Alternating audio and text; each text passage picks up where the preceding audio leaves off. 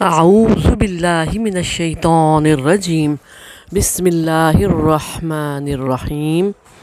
السلام علیکم ورحمۃ اللہ وبرکاتہ۔ آج ہم انشاءاللہ تعالی سورہ نساء آیت نمبر 103 کا مطالعہ کریں گے۔ دعا پڑھ لیجئے۔ رب اشرح لی صدری ویسر لی امری واحلل عقدۃ من لسانی یفقہوا قولی رب زدنی علما رب زدنی علما رب زدنی علما۔ بسم اللہ الرحمن الرحیم۔ فَإِذَا قَضَيْتُمُ الصَّلَاةَ فَاذْكُرُوا اللَّهَ قِيَامًا وَقُعُودًا وَعَلَى جُنُوبِكُمْ فَإِذَا اطْمَأْنَنْتُمْ فَأَقِيمُوا الصَّلَاةَ إِنَّ الصَّلَاةَ كَانَتْ عَلَى الْمُؤْمِنِينَ كِتَابًا مَوْقُوتًا۔ پھر جب تم نماز پوری کر لو تو اللہ کو کھڑے اور بیٹھے اور اپنے پہلوؤں پر لیٹے ہوئے یاد کرو۔ پھر جب تم مطمئن ہو جاؤ تو نماز قائم کرو۔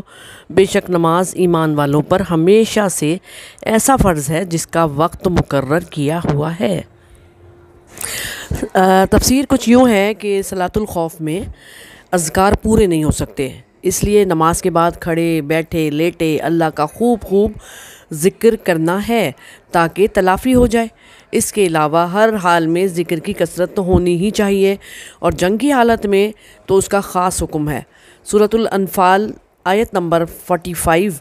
جب تم کسی گروہ کے مقابل ہو تو جمے رہو اور اللہ کو بہت زیادہ یاد کرو تاکہ تم فلاح پاؤ۔ پھر جب خوف کی حالت ختم ہو جائے تو پھر نماز کو پورے ارکان اور شرائط اور حدود کے ساتھ مقررہ وقت پر ادا کرنا ہے۔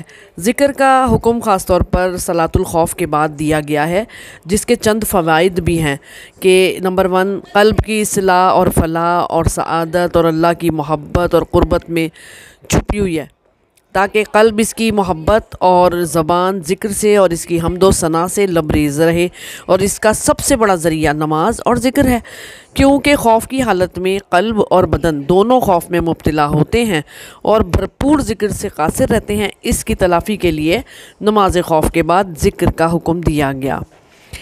تیسری بات ہے، خوف میں دل اور بدن کمزور ہو جاتا ہے اور دشمن کا سامنا کرنا بھی مشکل ہو سکتا ہے، اس لیے ذکر کرنے کو کہا گیا کہ یہ دل کو تقویت دیتا ہے اور روح کو طاقتور بناتا ہے اور بدن کو بھی تر و تازہ رکھتا ہے۔ چوتھی بات، صبر اور استقامت کے ساتھ اللہ کا ذکر کامیابی اور فلاح اور دشمنوں کے خلاف فتح اور نصرت کا سبب بنتا ہے، اسی لیے اللہ تعالیٰ نے اس حالت میں کثرت سے ذکر کرنے کا حکم دیا ہے۔ اس کے علاوہ اللہ کے ذکر میں اللہ کی ڈھیروں حکمتیں پوشیدہ ہیں۔ اس آیت سے یہ بات بھی واضح ہوتی ہے کہ اوقات کی پابندی اقامت الصلاۃ کی شرائط میں سے ہے۔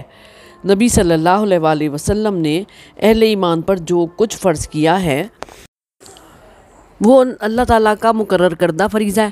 نماز اوقات کے ساتھ فرض ہے، اور یہ نماز کے اوقات کس نے بنائے؟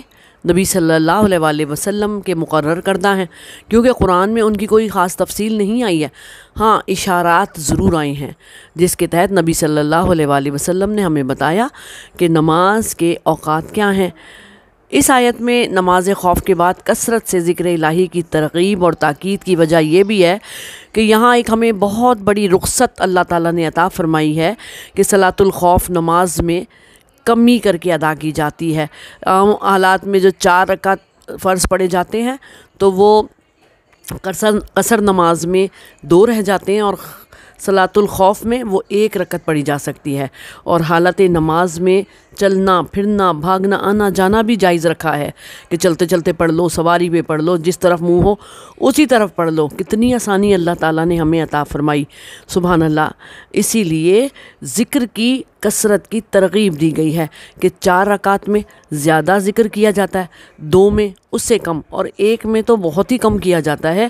اسی لیے ضروری ہے کہ نماز کے بعد اللہ کو چلتے پھرتے اٹھتے بیٹھتے یاد کرو، یہاں تک کہ لیٹ کر بھی یاد کرو۔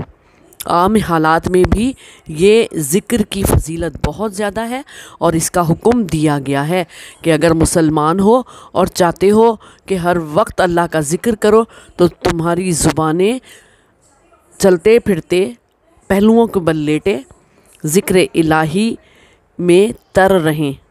اللہ ہمیں ایسا ذکر کرنے کی توفیق عطا فرمائے۔ اور جب ذکر ہوتا ہے تو اللہ پاک فرماتا ہے جب زیادہ ذکر کرنے والے اللہ کے بہت قریب آ جاتے ہیں، یہاں تک کہ اللہ تعالیٰ ان کی زبان، ان کی آنکھ بن جاتا ہے، اور یہاں تک کہ اللہ تعالیٰ